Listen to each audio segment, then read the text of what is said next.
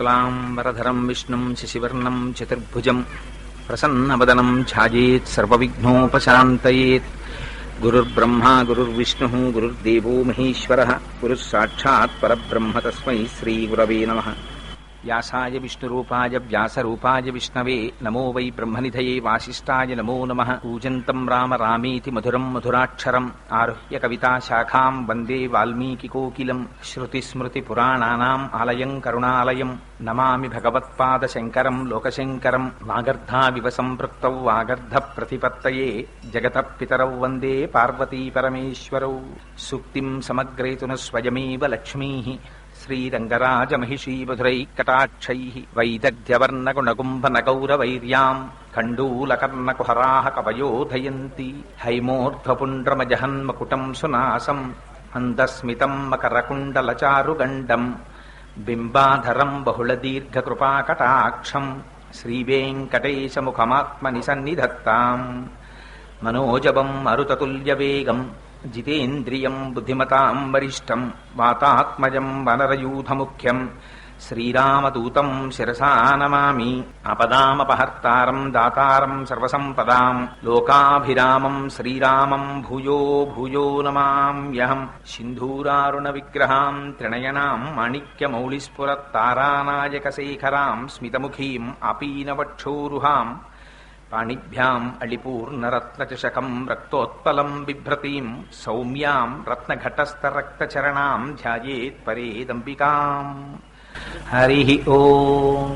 పరమేశ్వర స్వరూపమైన సభకి నమస్కారం. ఈనాడు సౌందర్యలహరి మీద 9 రోజుల పాటు ధారావాహికంగా ప్రవచనములు జరగాలి అని ట్రస్ట్ తరపున బ్రహ్మశ్రీ రాయవరపు మృత్యుంజయరావు గారు వారి తండ్రి గారి జ్ఞాపకార్థం అపారమైన పితృభక్తితో ప్రతి సంవత్సరం వారు చేసేటటువంటి ఈ సాంస్కృతిక కార్యక్రమాల్లో అంతర్భాగంగా ఈ సంవత్సరం ఏర్పాటు చేసినటువంటి ఈ ప్రవచన పరంపరలో నేటికి 3వ రోజుకి చేరుకున్నాం. నిన్నటి రోజున అమ్మవారు కూర్చున్నటువంటి ఆ స్వరూపాన్ని, ఆ తల్లి పేరు చెప్పకుండా అమ్మని పరిచయం చేసినటువంటి సందర్భాన్ని, లోపల ఎలా అమ్మని మనస్సులో నిలబెట్టుకుని ప్రార్థన చెయ్యాలో శంకర భగవత్పాదులు మన యందున్నటువంటి అపార కృపా విశేషంతో దాన్ని మనకి ఆవిష్కరించినటువంటి విధానం గురించి మీకు విజ్ఞాపన చేసి ఉన్నాను. ఇవాల్టి రోజున ఒక ముఖ్యమైనటువంటి శ్లోకాన్ని ప్రతిపాదిస్తాను. ఎందుకని ఆ మాట అంటున్నానంటే, నిన్నను మీతో నేను ఒక మాట చెప్పి ఉన్నాను. స్త్రీ స్వరూపంగా దేవతారాధనము చేసినప్పుడు కేశాది పాదాది పర్యంతం చేస్తారు అని. అంటే అమ్మవారి యొక్క తలని ముందు దర్శనం చేసి అక్కడ నుంచి క్రిందికి వచ్చి పాదాల వరకు దర్శనం చెయ్యాలి. అది ఉపాసనా విధానం. అప్పుడు మీకు వెంటనే ఒక అనుమానం వస్తుంది. ఏమండి మీరు అలా అంటున్నారు కదా, మరి వ్యాసుడు కూడా లలితా సహస్రనామ స్తోత్రాన్ని ఇచ్చారు కదా. లలితా సహస్రనామ స్తోత్రంలో కూడా వ్యాస భగవానుడు అమ్మవారిని శిరస్సు మొదలుకొని పాదముల వరకే వర్ణించారు. కానీ మొట్టమొదట ఏది వర్ణించారు? భుజ్యద్భాను సహస్రాభ చతుర్బాహు సమన్విత. ముందు తల చెప్పారా, బాహువులు చెప్పారా? బాహువులు చెప్పారు. బాహువులు చెప్పడంలో కూడా చిత్రం ఏమిటి? పోనీ బాహువులు చెప్పి ఊరుకున్నారా? రాగస్వరూప పాషాఢ్య క్రోధాకారాంకుశోజ్వల మనోరూపేక్షుకోదండ పంచతన్మాత్ర సాయక నిజారుణ ప్రభాపూర మజ్జద్బ్రహ్మాండ మండల అని చంపకాశోక పున్నాగ సౌగంధికల సత్కచ అన్నారు. ముందు చేతులు చెప్పి, చేతులలో ఉన్న ఆయుధాలు చెప్పి, ఆ తర్వాత వచ్చినటువంటి కాంతి చెప్పి, అప్పుడు తల చెప్పారు. అలా ఎందుకు అసలు ఆ తల గురించి చెప్పే ముందు చేతులు చెప్పి తల చెప్పడం ఏమిటి? మరి అవతల ఉపాసనా విధానంలో మనం ఏమంటున్నాం? కేశాది పాదాది పర్యంతం చెయ్యాలంటున్నాం. మరి అలా చెయ్యవలసి వచ్చినప్పుడు ముందు తల చెప్పాలి కదా. అలా చెప్పలేదే, బాహువులు చెప్తున్నారు. శంకరులు కూడా సౌందర్యలహరిలో ధునోతుధ్వాంతం నస్తులిత దళితేందీవరవనం అన్నారు. ఇలా మార్చి చెప్పడం వెనకాతల ఏదైనా రహస్యం ఉందా, లేకపోతే అది మామూలుగా సామాన్యంగా చెప్పేసిందేనా? వ్యాస భగవానుడంతటి మహాపురుషుడు ఏదో లేకుండా అది చెయ్యరు. కానీ ఆ విషయం ప్రస్తావన చెయ్యరు. చెయ్యకుండా అలా చెప్పారు. ఎందుకు అలా చెప్పడం? మీరు ఎవరినో ఒకరిని అడిగి దానికి సంబంధించిన రహస్యాన్ని తెలుసుకోవాలని దాన్ని అలా నిక్షిప్తం చేశారు. అందులో మీరు అమ్మవారి దర్శనం జరగాలి అంటే మీరు మొట్టమొదట చెయ్యవలసింది అమ్మవారి చేతులలో ఉండేటటువంటి ఆయుధాల్ని చూడాలి. అందుకే నిన్నటి రోజున చెప్పాను, రాగస్వరూప పాషాఢ్య క్రోధాకారాంకుశోజ్వల. ముందు అసలు అమ్మవారి దర్శనం కోసం మీ మనస్సు నిలబడాలి అంటే మనస్సు లోపల ఉండేటటువంటి అపారమైన రాగద్వేషములు, క్రోధము, ఈ రెండు తగ్గాలి. రాగము ద్వేషము ఈ రెండు ఒకే భావన. ఒక వస్తువుని చూసినప్పుడు మీకు అపారమైన ప్రేమ కలిగిందనుకోండి రాగం, ఆ వస్తువు పట్ల ద్వేషం కలిగిందనుకోండి, రెండు ఒకదానికొకటి వ్యతిరిక్తాలంతే, అది ద్వేషం. ద్వేషాన్ని దేంతో చెప్పారు? క్రోధాకారాంకుశోజ్వల. అది అంకుశం ఎలా పొడుస్తూ ఉంటుందో ఏనుగు యొక్క కుంభస్థలం మీద, అలా మీ క్రోధం మిమ్మల్ని పొడిచేస్తూ ఉంటుంది. అది మిమ్మల్ని ప్రశాంతంగా ఉండనివ్వదు. మనస్సుని తూట్లు పొడిచేసి మీరు ఎవరి మీద శత్రుత్వం పెట్టుకుని ఎవరి మీద క్రోధంతో ఉన్నారో ఆ వ్యక్తి మీ ఎదట ఉండడు. కానీ మీరు లోపల లోపల లోపల లోపల వాడిని తలుచుకుని ఆ క్రోధంతో రగిలిపోతుంటారు. ఆ రగిలిపోవడంలో ఏమైపోతుంది? మీ ఉపాసన భ్రష్టు పడుతుంది, మీరు మంచి విషయాలు మర్చిపోతారు, మీరు ఉద్వేగమునకు లోనవుతారు, మీరు ఎక్కువ తీవ్రంగా ఊపిరి తీస్తారు. ఆ ఊపిర్లు తీయడంలో అమ్మవారికి మరాళి మందగమన మహాలావణ్య సేవదిహి అని పేరు. పరమేశ్వరుడు ఆయుర్దాయాన్ని ఊపిర్ల లెక్కలో ఇస్తాడు. ఇన్ని ఊపిరిలు అని ఉంటాయి. మీరు ఎప్పుడైతే క్రోధమునకు లోనయ్యారో ఆవేశంలో ఎక్కువ ఊపిర్లు తీస్తారు. చురుకు చురుగ్గా ఊపిర్లు తీయడంలో మీ జీవితాన్ని మీరే తగ్గించేసుకుంటారు. అందుకని ఆ క్రోధాన్ని మార్చాలి. ఇప్పుడు అమ్మ మార్చి ఏం చేస్తుంది? అమ్మవారి ఆయుధం వంక చూశారనుకోండి, కోపము మీది కోపము. అంటే ఏమిటి కోపం? నాకు ఈ కోపం ఉండకూడదు, నాకేముండాలి, నాకు ప్రశాంతత ఉండాలి, ఎక్కడి నుంచి వస్తుంది ఈ కోపం నాకు అని, కోపము మీది కోపము, రాగద్వేషముల మీద ద్వేషము. నాకు ఎందుకు ఈ ఆశ, నాకు ఎందుకు ఈ ద్వేషం? కలిసి వస్తే సంతోషమా, కలిసి రాకపోతే ద్వేషమా? ఇదంతా మనస్సాడుతున్న నాటకం కాదు అని తెలుసుకోగానే మీరు ఎక్కడికి వెళ్ళారు? మనోరూపేక్షుకోదండ. ఈ విషయం తెలిసిందనుకోండి, ఇప్పుడు ఆ మనస్సు దేని మీద ఆధారపడింది? పంచతన్మాత్ర సాయక 5 ఇంద్రియాల మీద ఆధారపడింది. ఇప్పుడు ఈ మనస్సుని నిగ్రహించడానికి ఏం చేస్తారు? ఈ 5 ఇంద్రియాలని తీసుకెళ్లి అమ్మవారి పాదాల దగ్గర పెట్టేస్తారు. పెట్టేసి ఇప్పటి వరకు బయట ప్రపంచంలో ఉన్న వస్తువుల్ని చూసి సంతోషించడానికి అలవాటు పడినటువంటి కన్నులు అమ్మవారి దర్శనం చేసి సంతోషించడంలో నిమగ్నం అవుతాయి. ఇప్పటి వరకు బయట పదార్థములనన్నింటినీ తిని సంతోషించినటువంటి నాలుక అమ్మవారి ప్రసాదాన్ని నోట్లో వేసుకోవడంలో సంతోషిస్తుంది. ఇప్పటి వరకు బయట ప్రపంచాలన్నింటినీ ఆఘ్రానించి సంతోషించినటువంటి మనస్సు అమ్మవారి పాదముల మీద ఉన్న ఒక పుష్పము యొక్క సౌరభాన్ని వాసన చూడడంలో సంతోషిస్తుంది. ఇలా ఇంద్రియములన్నీ అమ్మవారి వైపుకి తిరుగుతాయి. అమ్మవారి వైపుకి తిరగగానే మీకు ఏది దర్శనం అవ్వాలి? అపారమైనటువంటి కాంతి. లలితా సహస్రంలో అయితే ఎందుకని అమ్మవారు ఆవిర్భవిస్తోంది హోమగుండంలోంచి, ఆవిడ వచ్చే ముందే పెద్ద కాంతి వచ్చింది. కాంతి తర్వాత ఏది కనపడింది? చంపక అశోక పున్నాగ సౌగంధిక లసత్కచ. చంపక అశోక సౌగంధిక మొదలైనటువంటి పుష్పములతో అలంకారము చేయబడినటువంటి అమ్మవారి యొక్క కబరీబంధము దర్శనమవుతుంది. కబరీబంధం అంటే జుత్తు ముడి. ఇప్పుడు మీరు ఒకటి జాగ్రత్తగా ఆలోచించండి. మీకు లలితా సహస్రనామ స్తోత్రం ఇవ్వడంలో ఉన్న గొప్పతనం ఏమిటంటే మీ మనస్సు ఆ స్తోత్రమునందు నిలబడాలి. నిజంగా మీరు లలితా సహస్రనామ స్తోత్రాన్ని చదవడంలో నిష్ణాతులు అనుకోండి, మీ మనస్సు ఎక్కడో అక్కడ 1000 నామాల్లో ఒక నామం దగ్గర నిలబడడానికి అలవాటు పడింది అనుకోండి. అలవాటు పడితే మీకు ఎంత నోటికి వచ్చినా సరే పుస్తకం లేకుండా మీరు ఆ స్తోత్రాన్ని చదవలేరు. నేను ఎందుకంటున్నాను ఈ మాట? చంపకాశోక పున్నాగ సౌగంధిక లసత్కచ. ఏది దాన్ని దర్శనం చేయండి. ఇలా ఉంటుంది అమ్మవారి కబరీబంధం అని మీరు చూస్తే కదా చెప్పాలి. మీలో ఎవరైనా, మీరు కాదు నేను కానీ, అమ్మవారి కబరీబంధం చూడడం కుదురుతుందా? అమ్మవారికి మీరు ఎదట నిలబడి నమస్కారం చేస్తారు. అందులో పరాశక్తి స్వరూపానికి ఇలా నిలబడి కూడా నమస్కారం చెయ్యం, ఇలా నిలబడి నమస్కారం చేస్తాం. చేసినప్పుడు అమ్మవారి ఎదురుగుండా ఉన్నటువంటి రూపాన్ని మీరు దర్శిస్తారు. కానీ అమ్మవారి వెనుకకు వెడితే తప్ప అసలు మీకు కబరీబంధం కనపడదు.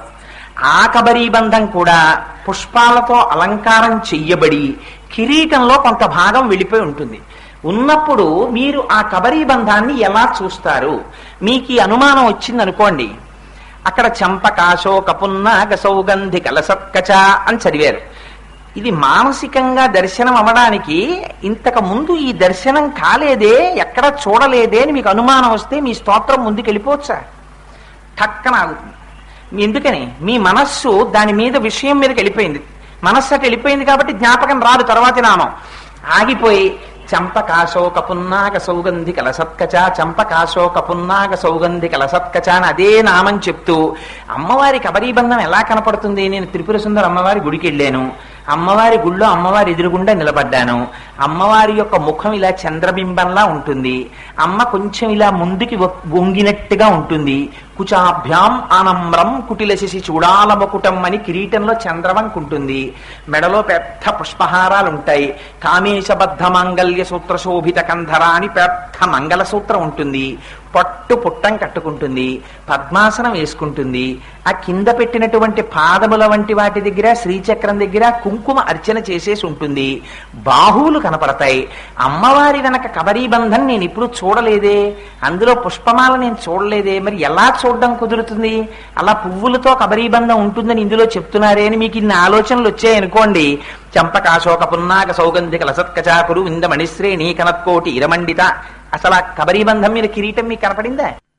ఆ కిరీటం పక్కన పెడితే కదా కబరీబంధం కనపడితే తర్వాత మళ్ళీ కిరీటం పెట్టి మీరు చూసేది. ఇదే చూడని వారు మీరు అదెక్కడ చూశారు? మరి మీరు చూడడానికి అవకాశం లేని విషయాన్ని ముందెత్తుకున్నారు వ్యాసుల వారు. అసలు అక్కడ రహస్యం అంతా ఉంది. అందుకని అబ్బాయి, అది ఈ కంటితో చూసేది కాదు. విగ్రహం అయినా సరే వెనక్కి వెడితే నీకు కబరీబంధం కనపడుతుంది. త్రిపుర సుందర అమ్మవారి గుళ్ళోకి వెళ్ళి అయ్యా ఓసారి అమ్మవారి విగ్రహం వెనకాతలకు ఎడతానండి అని మీరంటే పంపుతారా? పంపరు. మరి మీరు ఎప్పుడు చూస్తారు? ఇంకా అందుకే దర్పణ దర్శనము అని ఒకటి చేయిస్తూ ఉంటారు. సరే, అది పక్కన పెట్టండి. ఇది మీరు ధ్యానము చేత మాత్రమే అనుభవించవలే. అందుకని ఆ నామం ఏమిటి? ఆ నామము బాహ్యమునందు దర్శనీయము కాదు. మీరెవ్వరూ బెంగ పెట్టుకోకండి. ఎందుకంటే ఇవాళ ఒక రహస్యం ఉంది. అమ్మవారి నామంలో అమ్మవారి కబరీబంధానికి ఉన్న మొట్టమొదటి లక్షణం ఏమిటో తెలుసా అండి? ఘనం, నల్లటి మబ్బు ఎలా ఉంటుందో అలా ఉంటుంది అమ్మవారి యొక్క కబరీబంధం. అందుకని అవన్నీ వచ్చి అదంతా అమ్మవారి యొక్క కబరీబంధ దర్శనం. అందుకని అది కురిసిన శ్లక్షణం జిగురు జిగురుగా అలాగే ఉంటుంది. అమ్మవారిది ఆ నూనె రాసి మిరిసిపోతున్నట్టుగా ఉంటుంది. అందుకని ఇవాళ నల్ల మబ్బులు వచ్చాయి. ఒకవేళ అవి కురిసినా మనం బెంగపెట్టుకోక్కర్లేదు. ఒకసారి అలా పైకి చూస్తే కబరీబంధ దర్శనం అయిపోయినట్టే. చేసేసి మనం లోపలికి వెళ్ళి కూర్చుంటాం. అమ్మ మనకి ఇక్కడే మళ్ళీ వేరే ఏర్పాటు చేసింది. పిల్లలు ఎక్కడ తడిసిపోతారో అని అమ్మకి బెంగ. అందుకని ఇక్కడే గొడుగట్టు కూర్చుంది అమ్మ. మనం ఆ గొడుగు కిందకి వెళ్ళిపోతాం. ఏం బెంగలేదు మనకి. అందుకని ఇదిగో ఈ రహస్యాన్ని చెప్పడానికి ఇప్పుడు మీకు ఈ దర్శనం ఎలా అవుతుంది? కేవల ధ్యానము వలన. అలా ధ్యానం చేసి అమ్మవారి కబరీబంధాన్ని చూశారనుకోండి, ఏమవుతుంది? మీరు సాధారణంగా స్త్రీ యొక్క కేశపాశాన్ని చూశారనుకోండి. నేను ఇలా అన్నాను అని మీరు అనుకోకండి. వేదిక మీద కూర్చుని కోటేశ్వరారు ఇలా అన్నారేంటి అని అనుకోకండి. నేను తేడా చెప్పడానికి చెప్పానంతే. ఒక స్త్రీ కేశపాశమును చూస్తే పురుషుడికి వ్యామోహం కలుగుతుంది. అమ్మవారి యొక్క కేశపాశములతో కూడిన కబరీబంధాన్ని చూస్తే ఏం కలగాలి? మరి కబరీబంధం మీద ఎందుకంత దృష్టి పెట్టి ఆ నామాన్ని మొట్టమొదటే దర్శనం చేయించినట్టు అంటే, అసలు మీరు ముందు మీలో ఉన్నటువంటి రాగద్వేషాల్ని, మీలో ఉండేటటువంటి క్రోధాన్ని, మీలో ఉన్న ఇంద్రియాల్ని, మీ మనస్సుని తిప్పి అమ్మవారి పాదముల దగ్గర పెడితే తప్ప, భక్తితో నిలబడితే తప్ప మీకసలు కబరీబంధ దర్శనం అవదు. కబరీబంధ దర్శనము అవనంత కాలము అజ్ఞానము పోనట్టే. అజ్ఞానము పోనప్పుడు లలితా సహస్రంలో మిగిలినవి చదివినా మీకు దర్శనము కానట్టే. ఎందుకని? ఈ రహస్యాన్ని శంకరాచార్యుల వారు సౌందర్యలహరిలో విప్పారు. ఎలా విప్పుతారో చూడండి దాని అందం. ఇది శంకరుల యొక్క ప్రజ్ఞంటే, ఇది వ్యాసుల యొక్క ప్రజ్ఞంటే. అందుకని ఆ వ్యాసుడు ఆ లలితా సహస్రంలో ఇచ్చిన నామంలో ఉన్న గుంభనమైన రహస్యాన్ని పుణికిపుచ్చుకుని శంకరులు సౌందర్యలహరిలో అంటారు, ధునోతుధ్వాంతం నస్తులితదలితేందీవరవనం ఘనస్నిగ్ధశ్లక్షణం చికురనికురంబం తవ శివే యదీయం సౌరభ్యం సహజముపలబ్ధం సుమనసో వసంతస్మిన్ మన్యే వలమధన వాటీ విటపినా. ఎంత అద్భుతమైన శ్లోకం అంటే, ఈ శ్లోకాన్ని ప్రతిరోజు మీరొక్కసారి జ్ఞాపకం చేసుకుని మానసికంగా శంకరాచార్యుల వారు చెప్పినటువంటి శ్లోకార్థాన్ని లోపల మననం చేస్తే దాని ప్రభావం చేత మీకు తెలియకుండా మీ అజ్ఞానపు చీకట్లు విచ్చిపోతాయి. శంకరులు మొట్టమొదటే ప్రయోగించేశారు. వ్యాసులు చంపకాశోక పున్నాగ సౌగంధి కలసత్కచ అని వదిలేశారు. శంకరులు అన్నారు ధునో తుధ్వాంతం నః. ఆయన యొక్క జగత్తు మీద ఆయనకున్న కృప చూడండి, అందుకుని వారు జగదాచార్యులయ్యారు. అజ్ఞానం శంకరాచార్యుల వారికి ఉందా అండి? శంకరులు రాశీభూతమైనటువంటి జ్ఞానము, రాశీభూతమైనటువంటి జ్ఞానమైన శంకరులు, అందున శంకరులు నడిచి వచ్చినటువంటి అమ్మవారి స్వరూపం. ఎందుకని పార్వతీ పరమేశ్వరుల ఇద్దరిలో పరమశివుడు నిర్గుణ బ్రహ్మమై ఉన్నప్పుడు ఆయన అసలు కదలడం, అమ్మవారితో కలిసి అమ్మవారు కదలిక తీసుకొస్తే కదులుతాడు. కదులుతున్న శంకరులంటే పార్వతీ పరమేశ్వరుల యొక్క కూడిన స్వరూపం అది. అటువంటి శంకరులకి అజ్ఞానం ఉంటుందా? ఉండదు. కానీ నహ అంటారు మాకు, అమ్మా ధునో తుధ్వాంతం, చెదరగొట్టేయమ్మా అన్నారు. దేన్ని? అజ్ఞానం అనేటటువంటి చీకటిని తొలగొట్టాలి. నువ్వు ఎలా తొలగొట్టాలి? ధునో తుధ్వాంతం నస్తులిత దళితేందీవరవనం, నల్ల కలువల తండమని ఒకదాన్ని ఊహించమన్నారు. అంటే మీరు ఏ రైల్లో ఉన్నా వెడుతున్నప్పుడు సాధారణంగా ఇలాంటి సన్నివేశాలు కనిపిస్తాయి. ఒకనాడు ఈ పట్టణానికి కోకనదము అని పేరుట, ఎర్ర తామర పూలతో నిండిపోయి ఉండేది కాబట్టి ఎక్కడ చూసినా. ఇవాళ అలా ఎక్కడా కనపడదు మీకు.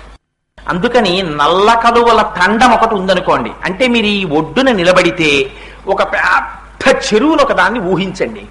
ఆ చెరువులో ఎప్పుడైనా మీరు సామర్లకోట నుంచి కాకినాడ వస్తుంటే కాలవ నీటిలో గుర్రపు డెక్క మొక్క అని పెరిగిపోతుంది.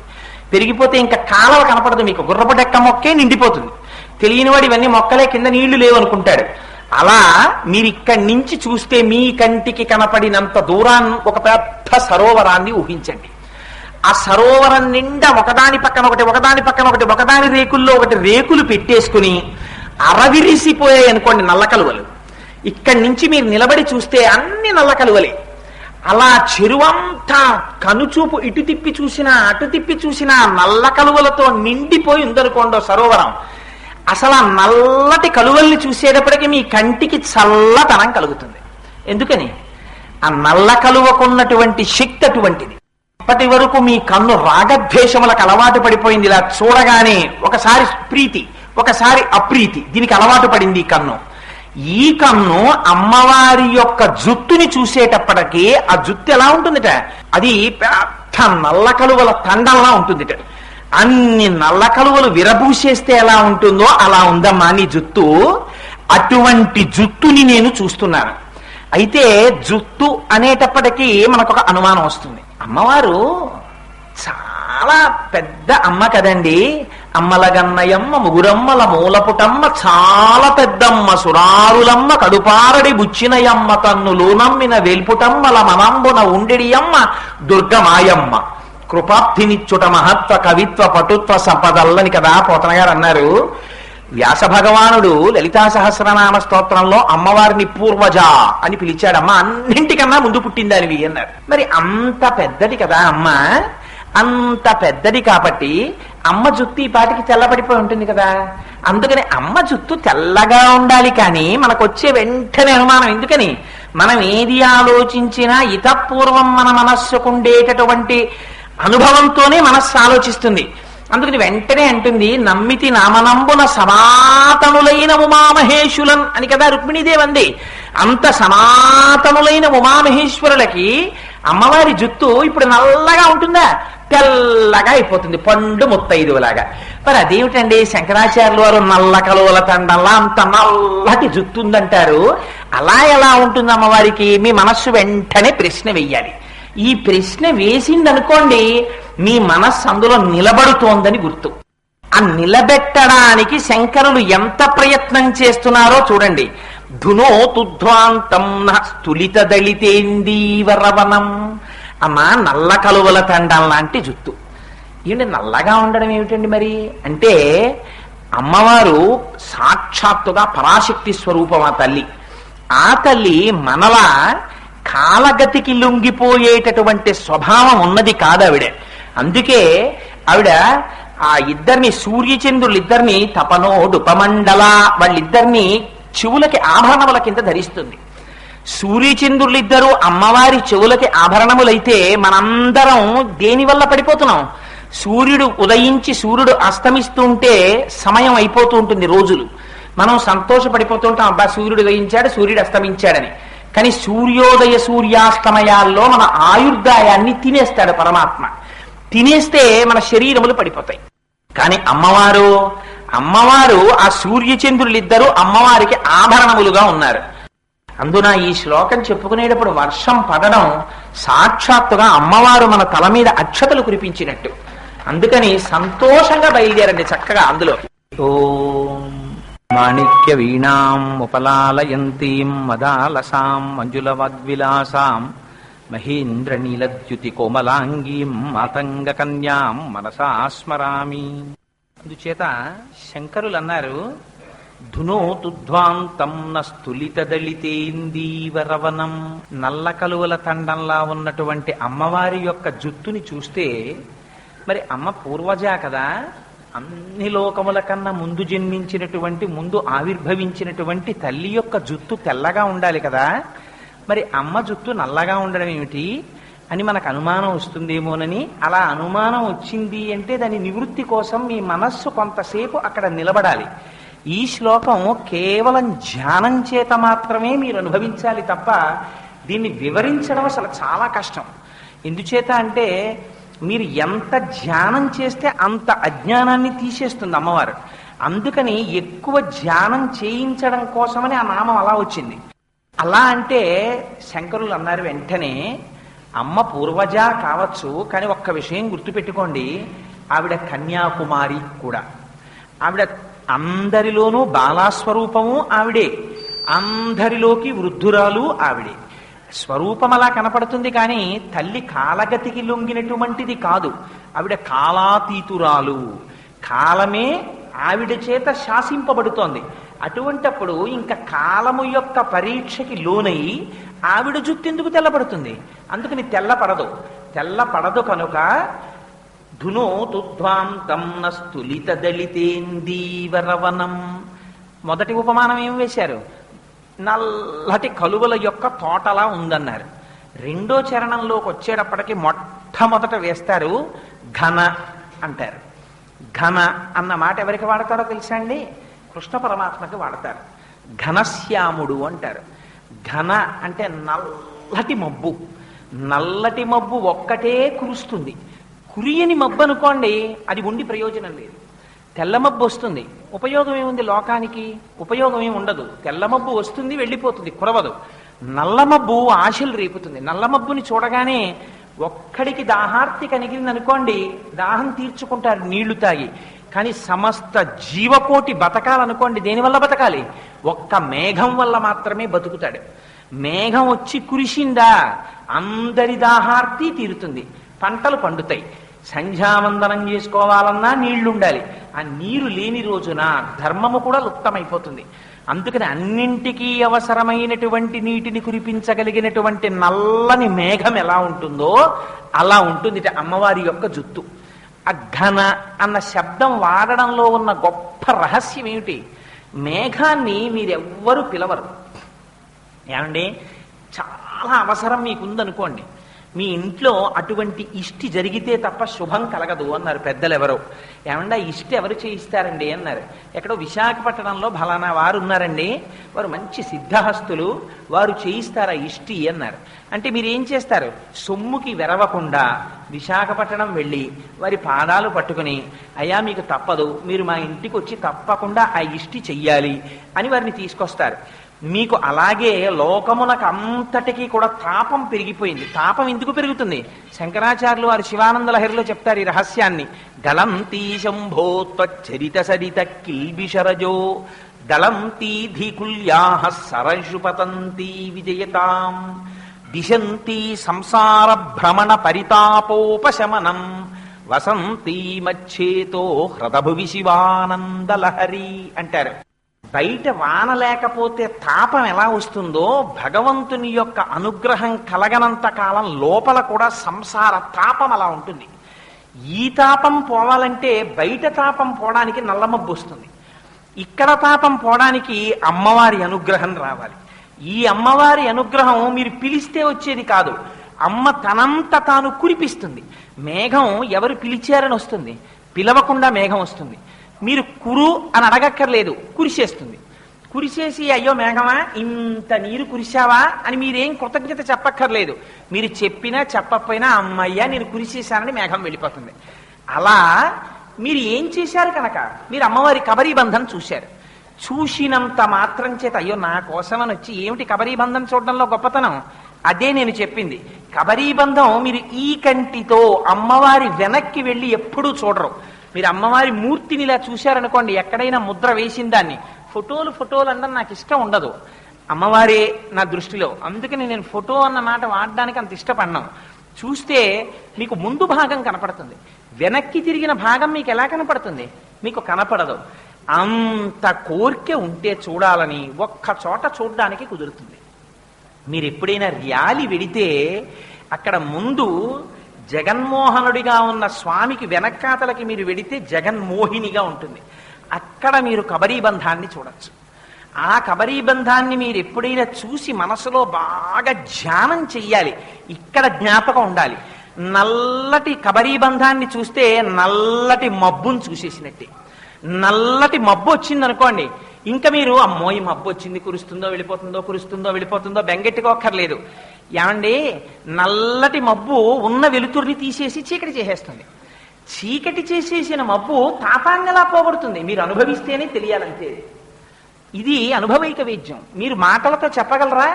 ఇవాళ అమ్మవారు వీడి శ్లోకం ఎలా చెప్తాడు, కష్టం కదా, శంకర్లు ఇచ్చారు కానీ నేను చూపిస్తాను ఏమిటో అంది. అందుకని ఘన అన్న మాటకి నిర్వచనం ఏమిటో మబ్బు రూపంలో వచ్చి చెప్పేసింది ఆవిడ. ఇంకా నేనేం చెప్పను, అసలు ఘన చెప్పకముందే ఆవిడ ఘన అంటే ఏమిటో చెప్పేసింది, బయట మీరు అనుభవించేశారు. అందుకని అమ్మవారు అనుభవింప చేసేసింది. ఇది అమ్మవారి కరుణంటే. అందుకని చూడండి, ఇన్ని శ్లోకాలు చెప్పాం, ఇన్నాళ్ళ నుంచి చెప్తున్నాం. వచ్చిందా నల్ల మబ్బు? ఇప్పుడే కురవాలా? 1 గంటకి రాకూడదా, 3 రాకూడదా, తెల్లారికట రాకూడదా మబ్బు? ఉపన్యాసానికి కూర్చుని ప్రార్థనా శ్లోకాలు చెప్పి 2వ పాదంలోకి ఘన అందాం అనుకునే వాటికి కురిసిందంతే. ఆ కురవకపోతే నేను చెప్పిన తర్వాత కురిసిందనుకోండి, నువ్వు చెప్పాక నేను కురవడం ఏమిటి? నేను కురియడం నా లక్షణం. నేను అజ్ఞానం తీసేస్తాను. పైకి నల్ల మబ్బు వస్తే చీకటైనట్టు ఉంటుంది, కానీ నల్ల మబ్బు తాపాన్ని పోగొట్టేసినట్టు నా నల్లటి కబరీబంధాన్ని చూస్తే నీలో ఉన్న నల్లటి అజ్ఞానాన్ని తీసేస్తాను. తీసేస్తే నీ తాపం పోతుంది, సంసార తాపం. ఇప్పటి వరకు ఉన్న తాపం వర్షం కురిసేసేటప్పటికీ అమ్మయ్యా వాతావరణం చల్లబడింది అంటాడు.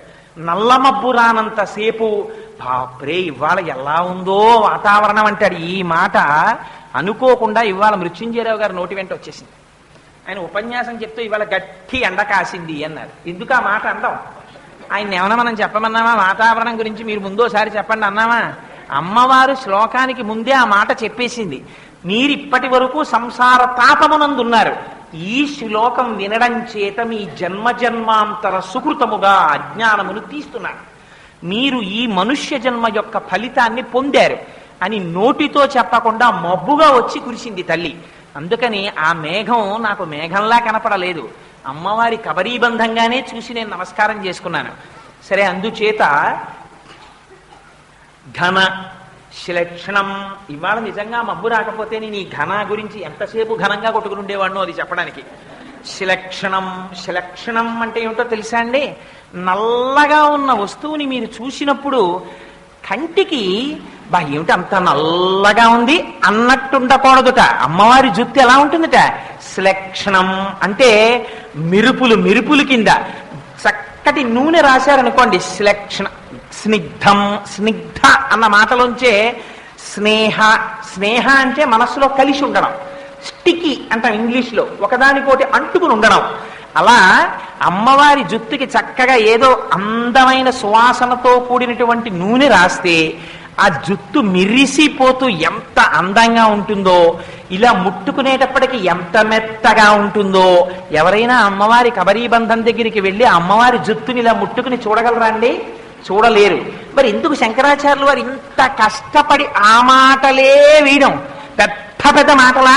పెద్ద పెద్ద మాటలు వేసేస్తే వీళ్ళు మళ్ళీ రేపు పొద్దున్న శ్లోకం చదువుకోలేరు, పైకి మనస్సులో చెప్పుకోలేరు. చిన్ని చిన్ని మాటలు వెయ్యాలి, పెద్ద పెద్ద అర్థాలు ఉండాలి, వీళ్ళని తరింపచేసేయాలి. ఎంత తాపత్రయమో చూడండి ఆయనకి. అందుకని ఘన, స్నిగ్ధ. స్నిగ్ధ అంటే మిరిసిపోతూ మెత్తగా, ఇలా ముట్టుకుంటే పువ్వు ఎలా ఉంటుందో అంతకన్నా సౌకుమార్యంగా.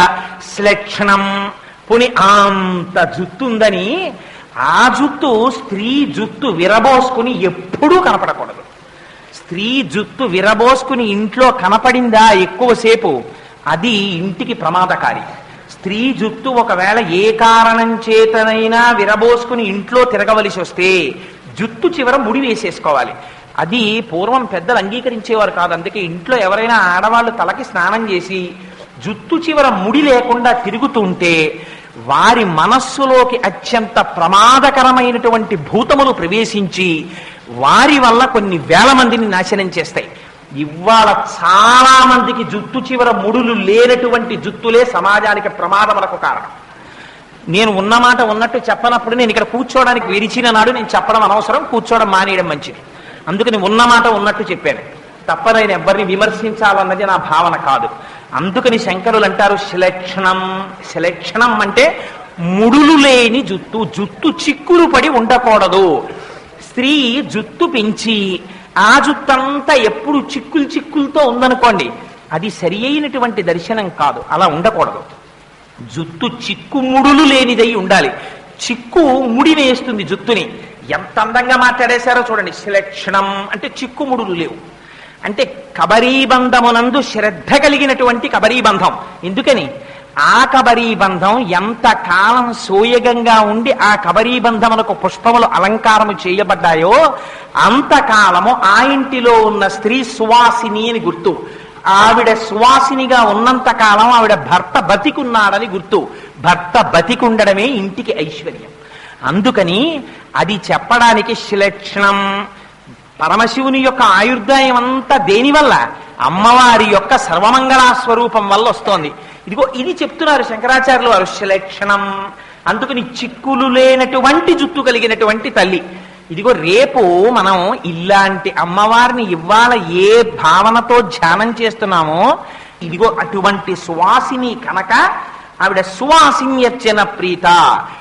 ఎవరికి సువాసినీత్వం ఉన్నదో ఆ సువాసినీత్వము అమ్మవారి అనుగ్రహం ఉన్నంతసేపు ఉన్నదని గుర్తు. అందుకని రేపటి రోజున నామములు చెప్పే వాళ్ళందరూ సువాసినులు మాత్రమే చెప్తారు. మగవాళ్ళు చెప్దామనుకున్న వాళ్ళు చొక్కాలు తీసిన వాళ్ళు చెప్తారు. ఆడవాళ్ళు చెప్పేవాళ్ళు సువాసినులు మాత్రం చెప్తారు. ఎందుకంటే సౌందర్యలహరికి అంతర్గతంగా చేస్తున్నటువంటి సువాసిని పూజ కనుక సువాసిని సువాసిన్యర్చన ప్రీత. కాని వారు చూస్తూ కూర్చోండి. అమ్మవారు చైతన్య కుసుమారాధ్య, నేను ఇస్తాను అని మీకు నమ్మకం కలిగించడానికి వాళ్ళ ఆవిడ మొబ్బై కురిసేస్తోంది బయట. నన్ను నమ్మండి, నేను ఇలా కురుస్తాను మీకు అన్ని. అమ్మ అభయం ఇస్తోంది. అందుకని ధునోతుధ్వాంతం స్థులిత దళితేందీవరవనం ఘన స్నిగ్ధం శ్లక్షణం చికుర నికురంబం తవ శివే.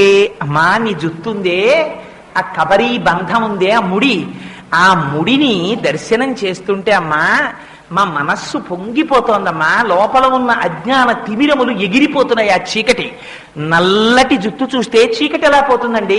అదే నేను ఇందాక చెప్పింది. మబ్బు వస్తే చీకటి పెరగాలి, కానీ తాపం ఎలా తగ్గిందండి? అనుభవైక వేద్యంగా చూశాం. మీరు ధ్యానం చెయ్యండి అమ్మవారి కబరీబంధాన్ని, అమ్మవారి అనుగ్రహం ఏమిటో మీరు అనుభవిస్తారు. అది ధ్యానంలో మాత్రమే మీకు తెలుస్తుంది. అందుకని ఘన స్నిగ్ధ శ్లక్షణం చికుర నికురంబం తవ శివే. అమ్మవారిని పిలవడంలో శంకరాచార్యుల వారి గొప్పతనం చూడండి. అమ్మా అని పిలిచేటప్పుడు అమ్మకి బోలెడన్ని పేర్లు ఉన్నాయి సహస్రనామంలో. ఆ పేర్లు పెట్టి పిలవకూడదా? ఏవి పెట్టి పిలవాల. నిన్ననేమన్నారు? హిమగిరిసుతే అన్నారు. అక్కడ కథకి సరిపోయేటట్టు. ఇవ్వాలంటున్నారు శివే. శివే అంటే మంగళప్రదమైన స్వరూపం ఉన్నదానా? ఏమిటి మంగళం? అమ్మ నిన్ను అడగక్కర్లేదమ్మా, ఎవ్వరు అడగకుండా నీ అంతట నువ్వు కోరికలు తీర్చేస్తావు. ఒక్కసారి ఏం చూడాలమ్మా? నీ కబరీబంధాన్ని ఇలా దర్శనం చేస్తూ సంతోషంగా, అందులో మీరు సువాసినులు అయినటువంటి వారికి పువ్వులు ముడుచుకోవడం మరింత అలవాటు ఉంటుంది. మానసికంగా ఒక్కసారి అమ్మవారికి ఆ ముడి వేసి అమ్మవారి ముడి కింద సాంబ్రాణి పట్టి సంపంగి పూలతోటి మల్లె పూలతోటి జాజి పూలతోటి కట్టిన దండలు అమ్మవారి యొక్క కబరీబంధంలో అలంకారం చేసి అమ్మవారికి రత్నాల బెళ్ళొకట ఆ కొప్పు మధ్యలో పెట్టి దాని మీద కిరీటం పెట్టి మీరు యువతలకి మళ్ళీ వచ్చి అమ్మవారి పాదాల దగ్గర కూర్చుని మిగిలిన నామాలు చెప్పవలసి వచ్చింది అనుకోండి, మీరు చంపకాశోక పున్నాక సౌగంధిక లసత్కచ కురు విందమణి శ్రేణి కనత్కోటి ఇరమండిత అనగలరా? ఆగాలక్కడ.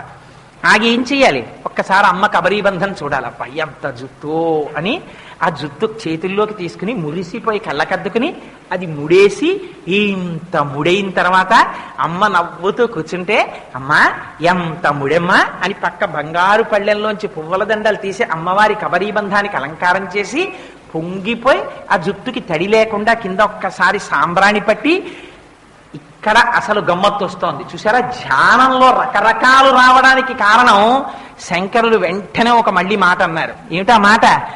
అసలు నిజంగా నీకు అనుమానం వస్తుంది రాలా వెడితే అన్నారు. ఇది ధ్యానపరమైన శ్లోకము అని మీరు ఈ ఒక్క శ్లోకం చాలండి ఉద్ధరించేస్తుంది.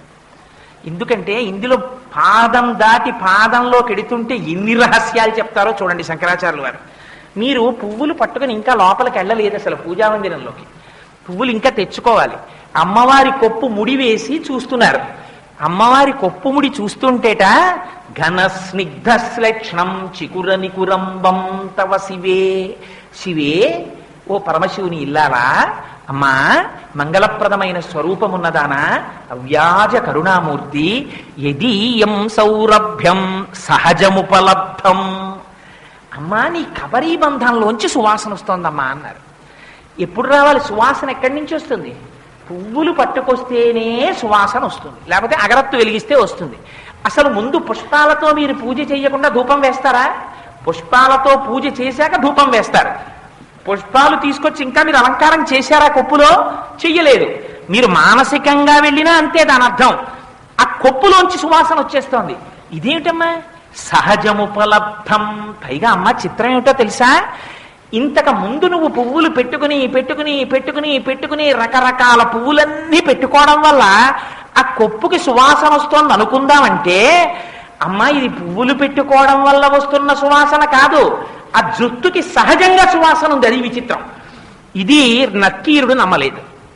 పరమశివుడు రాసిచ్చాడు శ్లోకం, పార్వతీదేవి యొక్క కేశపాశమునకు సహజ సుగంధం ఉన్నది అని. అదేమిటయా జుత్తుకి సువాసన ఎక్కడ ఉంటుంది? నేను నమ్మనన్నాడు. నువ్వు వెళ్ళి చెప్పరా ఈ మాట అన్నారు పరమశివుడు రాజసభలో. నేను చెప్పను, నేను నమ్మని, ఎలా ఉంటుంది సువాసన అన్నాడు. నీకు అనారోగ్యం వస్తుందన్నారు. ఆయనకి అనారోగ్యం వచ్చి శుష్కించిపోయాడు. అప్పుడు మళ్ళీ పెద్ద గ్రంథం ఒకటి రాశాడు. రాసి అమ్మవారిని అయ్యవారిని ఉద్దేశించి స్తోత్రం చేశాడు. మళ్ళీ ఆరోగ్యం వచ్చింది. అందుకని సహజముపలబ్ధం సుమనసః. అక్కడ అమ్మ నీ కబరీబంధానికి సహజమైనటువంటి సువాసన ఉంది. ఎటువంటి సువాసనో తెలుసా అన్నది? వసంతస్మిన్ మన్యే వలమధన వాటి విటపినాం. అదిగో దేవేంద్రుడున్నాడే, ఆ దేవేంద్రుడి యొక్క తోటలో ఉద్యానవనంలో కల్పవృక్షం ఉంది. ఆ కల్పవృక్షానికి పువ్వులు పూస్తాయి. అందరూ కల్పవృక్షం దగ్గరికి వెళ్ళి మాకు కల్పవృక్షం పువ్వు దొరికితే బాగుండు, తల్లో పెట్టుకుందాం అనుకుంటారు. ఆడవాళ్ళందరూ పువ్వులు వంక చూస్తారు. చూసి ఏమనుకుంటారు? ఇది ఐదోతనానికి గుర్తు, మేము సువాసినులం కదా, ఈ పువ్వు మేం కబరీబంధంలో పెట్టుకుంటాము అనుకుంటారు. కానీట కల్పవృక్షానికి పూసిన పువ్వులు అమ్మవారిని చూసి అనుకుంటాయిట, అబ్బా అమ్మవారు తీసుకెళ్లి మమ్మల్ని కొప్పులో పెట్టుకుంటే బాగుండు, అంత సువాసన కొప్పుకి ఎలా వస్తోందో మేం కనిపెట్టాలి అనుకుంటాయిట. ఇదమ్మా చిత్రం. సామాన్యమైన స్త్రీకి ఉండే కబరీబంధానికి నీ కబరీబంధానికి ఇది తేడా అమ్మా అన్నారు. ఎంత విచిత్రం! కల్పవృక్షానికి పూసినటువంటి పువ్వులు అమ్మవారి కొప్పులోకి వెళ్ళి కూర్చుని అమ్మవారి కొప్పు నుంచి వచ్చేటటువంటి సువాసనలు పీల్చాలనుకుంటాయిట. ఇందులో రహస్యం ఏమిటో తెలుసా అండి? శాస్త్రోక్తంగా అమ్మవారి యొక్క ప్రాణప్రతిష్ఠ చేసి పూజ చేయబడినది అని గుర్తు ఏమిటో తెలుసా? అపారమైనటువంటి సుగంధం వస్తుంది. ఎక్కడా లేనటువంటి చిత్ర విచిత్రమైన పుష్పజాతుల నుంచి వచ్చేటటువంటి సువాసన ఏది ఉన్నదో, మరునాడు మీరు నిర్మాల్యం తీయడం కోసం పూజామందిరం తలుపులు తీసి లోపలికెడితే అరవిరిసినటువంటి చంపక, అశోక, పున్నాగ, సౌగంధికములను పూజ చేస్తే ఎటువంటి సువాసన వస్తాయో అటువంటి సువాసనలు పూజామందిరంలోంచి వస్తాయి. అవి ఎక్కడి నుంచి వస్తాయి? అమ్మవారి యొక్క కబరీబంధంలోంచి వస్తాయి. ఎవరైనా ఈ శ్లోకం వింటున్నప్పుడు వాళ్ళ మనస్సు నిలబడింది అనుకోండి, అమ్మవారి కబరీబంధాన్ని మానసికంగా ఒక్కసారి దర్శనం చేశారనుకోండి, ఆ పువ్వులు కనపడినా, కబరీబంధం కనపడినా, ఆ జుట్టు కనపడినా, వాటి మెత్తతనం కనపడినా, వాటికి ఉన్న సువాసన మనస్సులో ఆఘ్రానించిన, దేవేంద్రుడి కల్పవృక్షానికి పూసిన పువ్వులు కూడా అందులో చేరడానికి చేసేటటువంటి ప్రయత్నాన్ని మనస్సులో ఊహించి, మా ఇంత గొప్ప కబరీబంధమా అని మనస్సులో అనుకున్నా తక్షణ ఫలితం ఏమిటో తెలుసా అండి? వచ్చిన మబ్బు కురిసేసినట్టు ధునో తుధ్వాంతం, అజ్ఞానం విరిగిపోతుంది, తీసేస్తుందంటే అమ్మ వారి మనస్సు భక్తి వైపుకి తిరిగిపోతుంది. ఇదిగో అలా చెయ్యగలిగిన అపారమైన శక్తి అమ్మవారి కబరీబంధానికి ఉంది. ఈ కబరీబంధం మనం మూర్తికి ముందు నిలబడి చూడలేం కనుక, దర్శనం చేసిన వారు కనుక శంకర భగవత్పాదులు, నేను దర్శనం చేసి దాచుకుంటే అది ఈ జాతికి ఎలా అందుతుంది? శ్లోకం రాశారనుకోండి, మీరు ఆ శ్లోకం ఎన్ని మాటలు చెప్పండి, ఇది శంకరులు దర్శనం చేసిన స్థితి అని వస్తుంది ఆ శ్లోకానికి అర్థం. అలా అంటే వీళ్ళకి ఎలా పోతుంది అజ్ఞానం? అజ్ఞానం పోవాలని కోరుకున్నవాడు ఏమండి మబ్బొచ్చి మా ఇంటి పెరట్లో నూతులోనే కురిస్తే బాగుండి అనకూడదు. అంతకన్నా దారుణం ఇంకొకటి లేదు. మబ్బొస్తే కురిస్తే ఎలా కురవాలి? మా ఊరంతా కురవాలి, మా దేశమంతా మబ్బులు కురవాలనాలి. అంతేకాని మబ్బు మా ఇంటి పెరట్లో నూతిలోనే కురవాలనం కదా. అందుకని అమ్మవారి కబరీబంధ దర్శనం అయిన నాడు ఏం కోరుకోవాలి? తను తన మాటలతో చెప్పడం చేత మానసిక దర్శనం చేసినటువంటి సమస్త లోకమునకు అజ్ఞానము పోవాలని తాను కోరుకోవాలి. మబ్బు తన ఇంట్లో కురవకూడదు, అంతటా కురవాలని కోరినట్టు ధునో తుధ్వాంతం, అంతటా అజ్ఞానం పోవాలనాలి. అందుకని శంకరులు చూడండి, ధునో తుధ్వాంతం న, మా అందరికీ. ఏం శంకరులు ఒక్కరూ పెట్టుకోలేరా పేరు? పెట్టుకోరు. ఇది జగదాచార్యుల యొక్క కృప. మీరు ఎన్ని మాటలు శిరస్సు ఉంచి శంకరాచార్యులు వారికి నమస్కరిస్తే మీరు వారి రుణం తీర్చుకోగలుగుతారు. ఇది శంకరుల యొక్క అపారమైన ప్రజ్ఞాస్వరూపం ఈ శ్లోకం. అందుకని అంత గొప్ప శ్లోకాన్ని మనకి శంకరులు అందించారు సౌందర్యలహరిలో.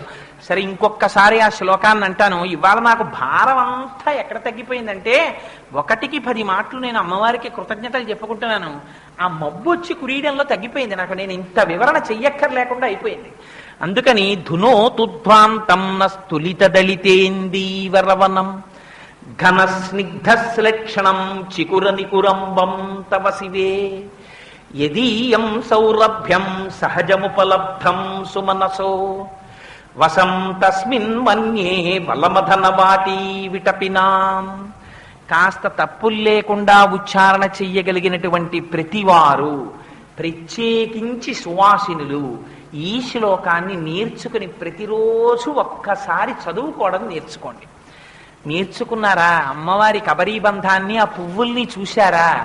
జన్మ జన్మలకు యోగ్యుడైనటువంటి భర్త లభించి తరగని ఐదోతనంతో భర్త చేతులలో వెళ్ళిపోయేటటువంటి అదృష్టాన్ని పొందుతారు. అందుచేత అంత పరమోత్కృష్టమైన శ్లోకం. సరే, శంకరులు ఈ శ్లోకంలో చేసినటువంటి గొప్ప ప్రయోగాన్ని విన్నారు.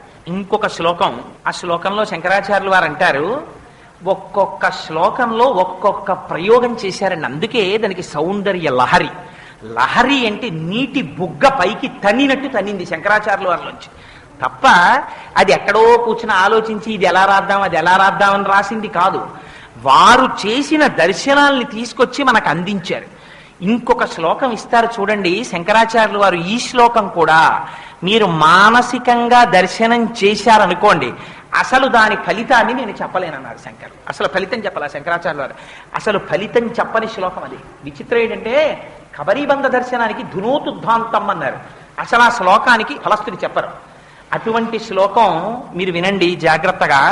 రణీజిత్వా దైత్యానపహృత శిరస్త్రైః కవచిభిః నివృత్యై చండాంశస్త్రిపురహర నిర్మాల్య విముఖైః విశాఖేంద్రోపేంద్రో శశి విశద కర్పూర శకలాః అని వసంతస్మిన్ అని విలీయంతే మాతస్తవ వదన తాంబూల కబళాహ. ఎంత గొప్ప శ్లోకం అంటే అది ఒక గొప్ప సన్నివేశాన్ని మీకు తీసుకొచ్చి చూపిస్తున్నారు శంకరాచార్యులు వారు. అమ్మవారు ఒకనాడు అంతఃపురంలో కూర్చుంది మణిద్వీపంలో. ఎక్కడో శత్రువులు రాక్షసులు బయలుదేరారు, అల్లరి చేస్తున్నారు. అల్లరి చేస్తుంటే అమ్మ మొట్టమొదట పిలిచిందిట. ఎవరిని పిలిచింది? విశాఖేంద్రోపేంద్రో, విశాఖుణ్ణి పిలిచిందిట. విశాఖుడంటే ఎవరు? విశాఖుడు అంటే సుబ్రహ్మణ్యేశ్వరుడు, స్కందుడు. సుబ్రహ్మణ్యుడు అమ్మవారి యొక్క సమస్త తేజస్సుని పునికి పుచ్చుకున్నవాడు. ఎందుకని అంటే అదో మళ్ళీ చాలా పెద్ద కథ. ఇప్పుడు నేను ఆ కుమార సంభవం వెనకాతల ఉన్న రహస్యం అంతా ఎక్కడ చెప్పగలను, కానీ ఒక్క విషయం చెప్తాను. ఒకనాడు పరమశివుడు సనక సనందనాది మహర్షుల్లో ఒకరిని అడిగారు, నువ్వు నాకు కొడుకువై పుట్టాలి అని. ఆయన అన్నాడు, తప్పకుండా పుడతానన్నాడు. అయితే అమ్మవారు సంతోషపడిపోతుంటే ఆయన అన్నాడు, అమ్మ నువ్వెందుకు సంతోషిస్తున్నావు? నేను అమ్మ కడుపులో ప్రవేశించాను, నేను ఆయనకి కొడుగ్గా వస్తాను, ఆయనకే కొడుగ్గా వస్తానన్నాడు.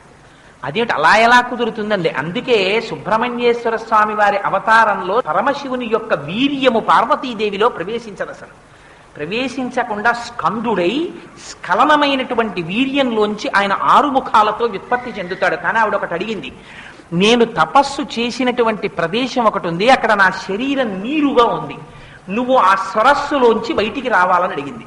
అందుకని శరవణభవ, ఆయన మంత్రం కూడా శరవణభవ సుబ్రహ్మణ్యేశ్వరుడిది. అందుకని ఆ తపోగుండంలోంచి, ఆ నీటి గుండంలోంచి బయటికి వచ్చాడు ఆయన. అందుకే మీరు చూడండి, సుబ్రహ్మణ్యేశ్వర స్వామి వారిని కానీ మీరు చూస్తే ఎంత అందమో చెప్పలేను. అమ్మవారు ఎంత అందమో అంత అందం మీకు ఇద్దరిలో కనపడుతుంది. ఒకరు శ్రీ మహావిష్ణువు, ఎందుచేతనంటే స్త్రీగా ఉన్న అమ్మవారే పురుషుడుగా ఉంటే శ్రీ మహావిష్ణువు.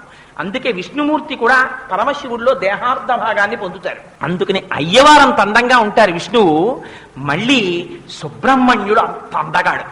ఆయన ఇలా శక్తి పట్టుకుని ఒక్కొక్క చోట అయితే కేవలం గోచి పెట్టుకుని నిలబడ్డాడు మహానుభావుడు. అయినా సరే ఇలా నిలబడితే ఎంత అందమో. ఆ బుగ్గలు చూస్తే, ఆ ఎర్రటి బుగ్గలు, నిజంగా సుబ్రహ్మణ్యేశ్వర స్వామి వారి తాలూకా మూర్తిని అలా పెట్టుకున్నారు అనుకోండి, మీరు పెట్టుకుంటే ఆయన్ని చూస్తే నమస్కారం చెయ్యబుద్ధి కన్నా ఓసారి బుగ్గలకి వెళ్ళాలనిపిస్తుంది. అయ్యయ్యో అదేమిట్రా, ఆయన సుబ్రహ్మణ్యేశ్వర స్వామి వారు కదా, బుగ్గలకి వెళ్ళడం ఏమిట్రా, ఇదేం అపచారం రా అని లెంపలేసుకుని, స్వామి నీ పాదముల యందు భక్తిని ప్రసాదించవయ్యా అని మీరు పాదముల వంక చూడాలి. కానీ ఆ అయ్యవారి యొక్క ముఖమండలాన్ని చూస్తే, ఆ మూతి చూస్తే, ఆ గడ్డం చూస్తే, ఆ ముక్కు చూస్తే, ఆ నుదురు చూస్తే, ఆ జుత్తు చూస్తే, ఆ శూలం పట్టుకున్న నిలబడ్డం చూస్తే, నిజంగా సుబ్రహ్మణ్యుడు వచ్చేసారి అలా కనపడ్డారు అనుకోండి, ఎంతమంది పిల్లలున్న తల్లి అయినా వెళ్ళోసారి గట్టిగా కౌగులించేసుకుని ముద్దు పెట్టేసుకోవాల్సిందే. అంత అందగాడు. ఎక్కడదా అందం? అందమంతా అమ్మవారి అందం. అంత అందగాడు. ఎంత అందగాడో అంతటి మహావీరుడు. అంతటి మహావీరుడు తారకాసుర సంహారం చేశాడు. ఎక్కడదా బలం? అమ్మవారి చేతిలో ఉన్నటువంటి శూలాన్నే, అమ్మవారి యొక్క శక్తిని శూలంగా చేసి ఆయన చేతిలో పెట్టింది ఆవిడ. కొడుకు కదా, మహా సంతోషం అమ్మవారికి. అందుకని పిలిచింది ఒక రోజున. పిలిచి ఎవరెవరిని పిలిచింది? 3 కొడుకుల్ని పిలిచింది. ఎవరా 3 కొడుకులు? ఒకరు సాక్షాత్తుగా సుబ్రహ్మణ్యుడు, ఆయన దేవసైన్యానికి అంతటికీ అధ్యక్షుడు, సేనాధిపతి, ఆయన్ని పిలిచింది. రెండవ వారిని ఇంద్రుణ్ణి పిలిచింది. ఇంద్రుణ్ణి ఎందుకు పిలిచింది? ఇంద్రుడు కూడా అమ్మవారికి కొడుకు లాంటి వాడు, అమ్మవారికి శిష్యుడు కూడా ఆయన. ఎందుచేత అంటే ఒక దేవీ భాగవతంలో ఉందా కథ. ఓసారి ఇంద్రుడు రాక్షసులందరినీ సంహరించి, నేనే సంహరించానని విర్రవీగి కూర్చున్నాడు. అమ్మవారు అనుకుంది, వీడు నేను సంహరించాను అనుకుంటున్నాడు, వీడి శక్తి ఏమిటో చూపిద్దామని చెప్పి ఆయనలో ఉన్న శక్తిని తీసేసింది. తీసేస్తే గడ్డి పరకని కదల్చలేకపోయింది దైవ సైన్యం ఆ రోజున. అప్పుడు వాళ్ళకి జ్ఞాపకం వచ్చింది, ఇది ఎంత పరాశక్తి యొక్క కృప అని అర్థమై మళ్ళీ అమ్మవారిని ధ్యానం చేస్తే అమ్మ ప్రత్యక్షమై, అమ్మే కదండి, ఎంత తప్పు చేసినా అమ్మకి క్షమాగుణం లేకపోతే అసలు లోకం ఎలా బతుకుతుంది? అందుకని మళ్ళీ ఆ ఇంద్రుణ్ణి పక్కన కూర్చోబెట్టుకుని బ్రహ్మజ్ఞానం అంతా ఉపదేశం చేసింది. ఇది కేనోపనిషత్తులో కథ. అందుకని కూర్చోపెట్టి ఆ ఇంద్రుడికి బ్రహ్మజ్ఞానం ఇచ్చింది. అదిగో ఆ ఇంద్రుణ్ణి పిలిచింది. 3వ వారు ఉపేంద్రుణ్ణి పిలిచింది. ఉపేంద్రుడంటే ఎవరు? ఉపేంద్రుడంటే శ్రీ మహావిష్ణువే ఉపేంద్రుడిగా వచ్చారు, ఇంద్రుడికి తమ్ముడిగా వచ్చారు ఆయన వామనమూర్తిగా. అందుకని ఆయన్ని పిలిచింది. అందుకని వీళ్ళ 3 వచ్చారు. ఒక పెద్ద నాటకీయమైనటువంటి సన్నివేశాన్ని చెప్తున్నారు శంకరాచార్యుల వారు. వామనమూర్తిగా ఇంద్రుడికి తమ్ముడిగా ఎప్పుడు వచ్చారు? మీరు జాగ్రత్తగా గుర్తు తెచ్చుకోవాలి. ఒక్కసారి శంకరాచార్యుల వారిలో ఉన్న గొప్పతనం ఏంటంటే మీరు శ్లోకం చదివి వదిలేస్తారంటే కుదరదు. వెనకాతలకి మళ్ళీ ప్రతి మాటలోనూ వెనక్కెడుతుండాలి. ఒకసారి వెనక్కెళ్ళి దాని వెనకాతల ఉన్న రహస్యాలు, దాని వెనకనున్న కథలు జ్ఞాపకం తెచ్చుకోవాలి. ఒకసారి ఎప్పుడు వచ్చారు వామనమూర్తిగా? ఇంద్రుడి రాజ్యాన్ని బలిచక్రవర్తి అపహరించి తీసుకుపోయాడు. ఆయన తీసుకుపోతే ఎంత దారుణమైన స్థితిలో పడ్డాడో తెలుసా అండి ఇంద్రుడు? ఎండకన్నెరుగని ఇంద్రుని ఇల్లాలు పలుపంచలను జాలిపడిన నేడు త్రిభువన సామ్రాజ్య విభవము కోల్పోయి దేవేంద్రుడడవుల తిరిగెనేడు కలిమి గారాబు బిడ్డలు జయంతాదులు శబరార్భకుల వెంట చనిరినేడు అని ఆఖరికి ఆ హోమం చేసినప్పుడు ఆ వచ్చినటువంటి హవిస్సులో ముద్ద కూడా పెట్టలేదు బలిచక్రవర్తి. పెట్టకపోతే వాళ్ళింట్లో వీళ్ళింట్లో ఊడిగం చేస్తూ తిరిగింది శచీదేవి. ఆఖరికి ఇంద్రుడి కొడుకులు జయంతుడు మొదలైనటువంటి వారు అక్కడ ఉండేటటువంటి ఆటవికులైన పిల్లల వెనకాతల తిరిగారు. అంత కష్టపడుతుంటే ఆనాడు అదితి తపస్సు చేసింది. ఇంద్రుడి యొక్క తల్లి ఆ తపస్సు చేసి నాకు ఎలా వస్తుంది మళ్ళీ మా అబ్బాయికి రాజ్యం అని అడిగింది భర్త కశ్యప ప్రజాపతిని. అడిగితే నువ్వు తపస్సు చెయ్యి, భగవంతున్ పరమున్ జనార్దనున్ కృపాపారీణు సర్వాధిపున్ శ్రీహరి సేవచేయు మతడున్ సంతుష్టును పొంది నీకకు ఇష్టార్థములెల్లనిచ్చు అఖిలార్థాం వ్యాప్తి చేకూరిడిన్ భగవత్సేవల పొందరా అదే బహు సౌభాగ్యంబులం ప్రేయసి అన్నాడు ఆయన భాగవతం. శ్రీ మహావిష్ణువుని స్తోత్రం చెయ్యమన్నారు. ఆయన ప్రత్యక్షమయ్యాడు. నేను నీ కడుపున పుడతాను అదితి అని ప్రమాణం చేశాడు. ఎలా? నీ కోడండ్రును నీ కుమారవరులు నీనాథుడు నీవును సంశ్లోకింపన్ సతునుల్ పతుల్ సమ్మోదింప రాత్రించరుల్ శోకింపన్ భవదీయ గర్భమున తేజోమూర్తి జన్మించదన్ నాకున్ వేడుక పుట్టు నీ కొడుకనై నర్తించి వర్తింపగాన్. ఒక్కరు ఇంట్లో కానీ సరి అయిన వాడు ఉన్నాడా? చూడండి ఎంత గొప్ప ఫలితం వస్తుందో. తపస్సు చేసింది అదితి. శ్రీ మహావిష్ణువు పొంగిపోయి అన్నారు, అదితి నువ్వు చేసిన తపస్సుకి నేను ఎంత పొంగిపోయానో తెలుసా? నీ కోడండ్రును నీ కుమారవరులును నీనాథుడును నీవును సంశ్లోకింపన్. మీ అందరూ నాతో సంబంధం పెట్టుకుని మా అబ్బాయిని ఒకళ్ళంటారు, మా అన్నయ్యను ఒకళ్ళంటారు, మా బావగారిని ఒకళ్ళంటారు. ఇలా వాళ్ళందరూ సంతోషపడిపోయేటట్టుగా నీ పిల్లలు నన్ను తమ్ముడు తమ్ముడు అని పిలుస్తారు. నేను శ్రీ మహావిష్ణువుని శ్రీమన్నారాయణుణ్ణి. నన్ను ఎవరైనా తమ్ముడు తమ్ముడని పిలిచేవాళ్ళు ఉన్నారా ప్రపంచంలో? కానీ నీకు వరం ఇస్తున్నాను, నీ బిడ్డలు నన్ను తమ్ముడని పిలుస్తారు రాబో కాలంలో. అందుకని అలా నేను వస్తున్నాను. ఎలా వస్తాను? నాకు వెడుక పుట్టుని సుతుడనై నర్తించి వర్తింపగాన్. నీ తపస్సుకి ఎంత పొంగిపోయినా తెలుసా అదితి? నీ కడుపులో ఉండి నీ కడుపులోంచి బయటికి వచ్చి నీ కొడుకునని ఆడుకుంటాను నీ ఇంట్లో. నీ కొడుకునని నీ పిల్లలకి తమ్ముడిగా వస్తాను. మిగిలిన అవతారాల్లో వచ్చిన రాక్షస సంహారం చేసి వెళ్ళిపోతాను. ఈ అవతారంలో గొప్పతనం ఏమిటో తెలుసా? నీ పిల్లలు శ్రీ మహావిష్ణువా మా తమ్ముడు అని చెప్పచ్చు అని వరం ఇచ్చారు. అందుకని ఇవాళ శంకరాచార్యులు వారు జ్ఞాపకం చేస్తున్నారు. అందుకని విశాఖేంద్రోపేంద్రో, ఇంకో పేరు వేయకూడదా? ఉపేంద్రో. ఉపేంద్రుడు అంటే ఎవరు? శ్రీ మహావిష్ణువు వామనమూర్తిగా వచ్చిన ఘట్టం. ఇంద్రుడికి తమ్ముడిగా వచ్చారు కాబట్టి ఉపేంద్రుడు. వాత్సల్యాన్ని చూపిస్తున్నారు. ఎందుకు ఇన్ని మాటలు? అమ్మవారు అయ్యవారుగా ఉంటే శ్రీ మహావిష్ణువు, అమ్మవారిగా ఉన్నా అదే వాత్సల్యం, అయ్యవారిగా ఉన్నా అదే వాత్సల్యం. ఇది అమ్మవారి యొక్క గుణం. ఇది మీకు జ్ఞాపకం రావడం కోసమని ఇంకొక పేరు. ఇంకో పేరు వేయకూడదా? విష్ణు సహస్రంలో ఎన్ని పేర్లున్నాయి స్వామికి? విశాఖేంద్రోపేంద్రో ఉపేంద్రుడు అన్నారు. పుట్టినవాడు ఇంద్రుడికి తమ్ముడు అనిపించుకోవడానికి, వరస కలుపుకోవడానికి అనుమతి ఇచ్చేశారు. అందుకని ఇంద్రుడి తమ్ముడు ఉపేంద్రుడు అన్నారు. ఇప్పుడు వామనమూర్తిగానే పెడుతున్నది శ్రీ మహావిష్ణువుగానే పెడుతున్నారు. కానీ ఉపేంద్రుడని పిలుస్తారంటే ఆయన యొక్క వాత్సల్యాన్ని చూపిస్తారు శంకరాచార్యులు వారు. అందుకని విశాఖేంద్రోపేంద్రో వీళ్ళ ముగ్గురిని పిలిచింది అమ్మ. పిలిచి, అబ్బాయి బయట రాక్షసులు వీరవిహారం చేస్తున్నారా, మీరు వెళ్ళి ఆ రాక్షసుల్ని సంహరించండి అని.